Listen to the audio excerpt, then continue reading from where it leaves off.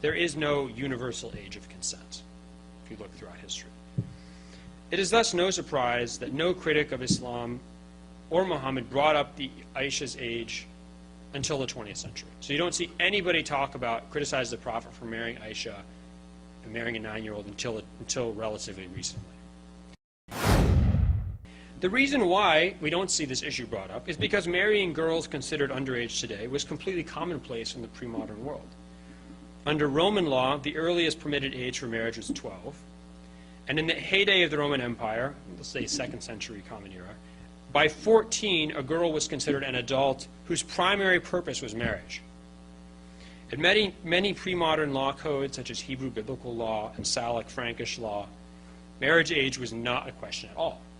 It was assumed that when a girl reached puberty and was able to bear children, she was ready for marriage. And if you think about it, this sort of makes sense. I mean, why are we told to wait to get married or wait to have sex or wait to have kids?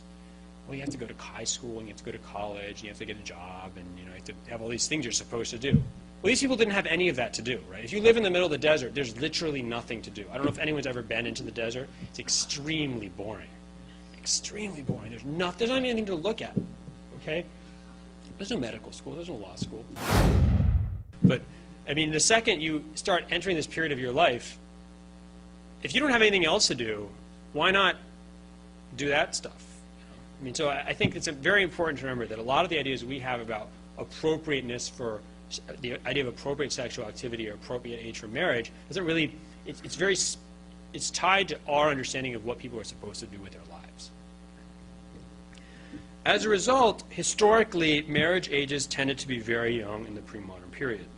Data from several centuries of imperial Roman history suggests that as many as 8% of women married at 10 or 11. In Italy in the 1300s and 1400s, the average age for women getting married was 16 to 17. Even in an 1861 census in England, over 350 women married under the age of 15 in just 2 counties that year. My ancestor, Captain F.M. Smith, from the 1st Texas Legion, he was on the wrong side of the Civil War. When he came back from the war, he saw this girl playing in the yard of his friend, and she was 6. He said, I want to marry her. And so he waited till she hit puberty, and then he got married to her. According to both Christian and Muslim teachings, the Virgin Mary was not the mature maternal figure we see in movies about the Bible. She was at most in her mid-teens when she gave birth to Jesus, having only just begun menstruating. And it is reported that she was as young as 10 years old. Muhammad's decision to consummate his marriage to a 10-year-old would have been based on the same criteria as most pre-modern societies: Aisha's sexual maturity and readiness to bear a child. Consummation of the marriage would have occurred when she had menstruated and started puberty.